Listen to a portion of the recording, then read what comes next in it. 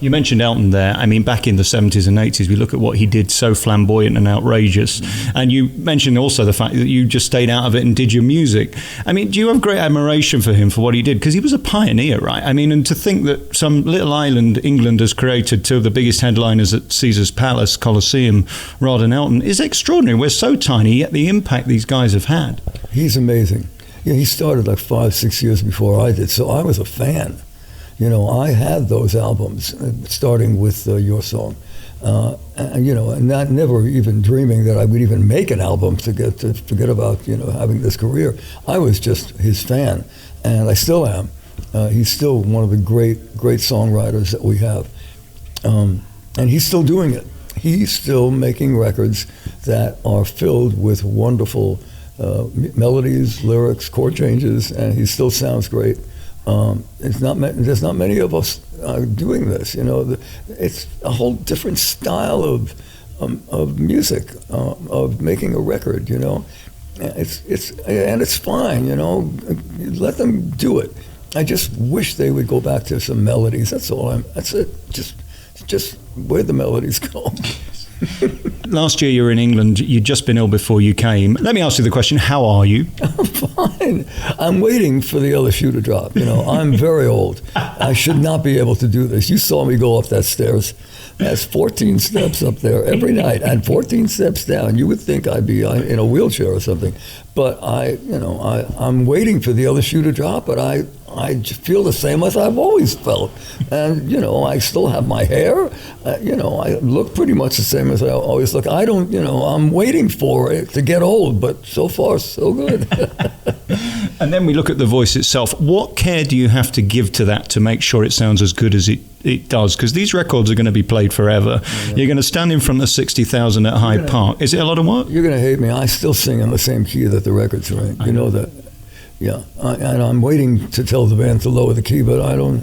So far, I don't have to. You know, I'm sure one of these days something horrible is going to happen, but so far I'm lucky. What about the neuroses of getting on a plane or sitting in an airport or sitting next to me coughing or something like that? Do you get into all that? Because this can be really destructive. You have so many performers who can't do what they do, just worrying about losing their voice. Well, I don't tour the way I used to. I stopped doing that 2 years ago, and this was a godsend, this offer to come back to the old Hilton, to the Westgate now, because that keeps the band working, because I didn't want to lose the band, but I didn't want to stay on the road, and this was the perfect compromise, so I keep everybody working, and I don't have to take those planes that you're talking about. Because it was, that finally got me. I take my own plane. I don't have one, but we rent our own. So at least I stopped going into the airports the way I used to. It was 40 years of airports, 40 years of hotels. It finally got to me. And it's gotten to everybody that started off with me. I read the same interview that I gave over and over by every rock and roll group and all these things, and I understand it. But I don't want to stop. So I just got to pick where I'm going and when I go. But I don't do those one-nighters anymore. When are we going to get you back in the UK after this gig? I mean, 60,000 people are going to see you, are going to tell 60,000. It's going to be broadcast to 12 million, possibly 15 million, on a good day 20 million, who are going to want to see you. Can we have you back? You're scaring the shit out of me. There goes my idea of singing to one person. When are we going to get you back after September? I mean, you said it was going to be the last tour, and you keep saying it's going to be the last tour, but we need you back. You can't stop. Oh, you're sweet. I don't know. I'm not in charge of that. They come to me, and my husband, manager, says, would you like to? I am Dr. No. No. I say no to everything. No. I am Dr. No. But I'm sure there'll be some sort of not a tour, but there'll be a visit to England in the near future, because I can't resist them. I just can't. First of all, they've been so great to me. And I know that they love it. They love coming to see our show. It's a big party for everybody. So I know I'll be back there, but no one's told me anything except for that Proms thing. You mentioned there, Garry. I was at Mark Worrell's wedding, a mutual friend of ours who works with you in England, and I met Garry, and he's such a lovely man. Isn't it great that love now can be love and we don't have all that nonsense? It must be wonderful for you to sit here and be able to say, my husband, Garry. Yeah, it is. It's wonderful, absolutely wonderful. I went through many, many, many years where we couldn't do that, and it would have killed my career. It would, immediately, as soon as the word got out of my mouth, my career would have been over. It's so shocking to hear that, because as I sit here as a 39-year-old man, I really can't resonate with that, because it seems so stupid, if nothing else. Yeah, I know. It was stupid then, but it was true. And everybody knew it, and everybody watched it. We had to watch out for making a mistake. Not that anybody didn't know, by the way. People are very smart. Everybody, I thought, I wasn't hiding anything, but I was also not publicizing it. But because if I publicized it, I'm pretty sure that it would, especially in the 70s and 80s, no way. Was there a moment when you thought it's okay now? Why did you decide to finally do it? Because we could be sitting here today pretending, couldn't we? Yeah. I guess there was a time when it suddenly became okay a couple of years ago. And look what's going on with Mayor Pete. It's fantastic that it's gone that far into politics that, he can be honest and he doesn't have to hide, and it's great. It's great for him, and it's great for us who went through the mill of the other side. It's great to watch it. Do you think there's more of a problem here? And I know you've got to be careful how you answer this. Maybe I shouldn't even be asking it, but I don't think we cared or care as much in the UK as America cares. There is a difference, isn't there? Yeah, I didn't know that.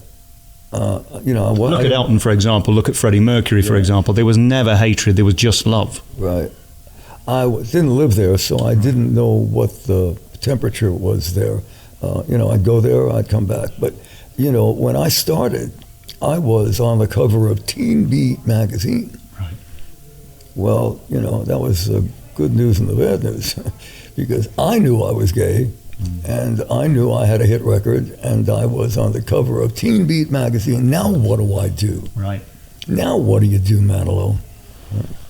And then, of course, we look at the love and reaction after you came out, and everybody was just thrilled for you, including every single one of your fans. There was no negativity that I read anywhere. Not one note. And, I knew it. I knew that would happen. I just believe in these people. I knew they would be okay with it. All they ever cared about was my happiness, honestly. All they cared about was, that if I was okay. And I think they were thrilled that I had somebody in my life like Garry. And is that the most important thing? I know your organisation is a family affair from top to bottom, yeah. And they've all got your back and you're all in it together. Is that important? Because I see people in show business write books and say they've lost this millions and that millions and they were shafted by this one and that one. Keep it in the family. It does happen, but you've got less chance, haven't you, of being screwed over? I was screwed over in the beginning. I lost everything. Before I met Garry, because I was an idiot from Brooklyn who never got any money. I mean, I didn't know anything. You've heard the story over and over from all these young people who suddenly become millionaires because they get hit records. They don't know what to do with it. I didn't know what to do with it. I hired somebody who I trusted, and I shouldn't have. And suddenly I found myself with $11,000 in the bank. That was it. And that was after I write the songs and Mandy and all that touring. And it was $11,000 in the bank. And thank God I met Garry because he's such a genius. He put me together with him and a couple of great guys. And thank goodness my career kept going and we could make it up. But I blew it too, but I really didn't know anything about money. Here's an interesting story. After Mandy came out, Clive had a party for all of his executives down in San Diego, and I was living in Manhattan, and he wanted me there because it was all about Mandy. His Arista was a brand new record label, so I bounced a check at the grocery store to get on that plane, and I got on the plane and I went to San Diego, and Clive knocked on my door and said, Mandy's been a big hit, and he handed me a check for $1 million. Wow. And that morning I had bounced the check. So I used it as a bookmark for about a week before I said, what am I supposed to do with this? Dare I ask, what did you do with it? Well, I found this guy who somebody recommended that I trusted. But this is what happens to all of us. I had no experience with that kind of money. And here we are today in another world where you don't technically have to do anything, let alone get on a plane and come to London. Is it still thrilling to be asked? Because they could pick anyone. I always say this, in these kind of gigs, anyone is welcome. There's 60,000 people paying 40 quid a ticket. They can afford anyone. They chose you. Yeah, it's fantastic. It's just fantastic. Honestly, I'm a very grateful guy. This should not be happening. A kind of career that I have should have stopped years ago. Honestly, it should have stopped years ago. I still cannot believe we are doing the kind of business I'm getting, the kind of offers I can keep getting. It's just an amazing experience, an amazing life. I toured for 20 years with a man called Ken Dodd in England, who was our biggest variety star ever. And at 91, he passed away last year, and I asked him 6 months before. Days, I say, 91, that's not so old, because I'm in my age. But go on, yes. I asked him if he'd retire, and he said, you only retire from doing things you don't want to do what you do want to do, and I'm doing what I want to do. Is that the same? Exactly. Really, I didn't retire. It's not even in my vocabulary. Honestly, I would never do that. I had to get off the road, but that's not retiring. I just had to get off the road. It was enough with the room service. Yes. I hear there's a new album in the pipeline, which is a follow-up to a previous CD. Are we allowed to talk about it? Yeah, I've got 3 albums in the pipeline. I'm making 3 at a time. The one you're talking about is a follow-up to a wonderful album called Night Songs. It's standards, but standards that nobody's ever heard of. Well, only if you're really hip will you know these old standards. And so I did one, Night Songs, and I got nominated for a Grammy, and it's just me playing the piano and singing. And it's just, you have me in your living room. And I think, a lot of people loved it. So I did Night Songs Volume 2, and it's another 12 songs that no one's ever heard of, but they're fantastic, written by Gershwin and Irving Berlin and all the greats. So maybe somebody will hear it and say, gee, what's that? That's a really great song. Okay. You never know.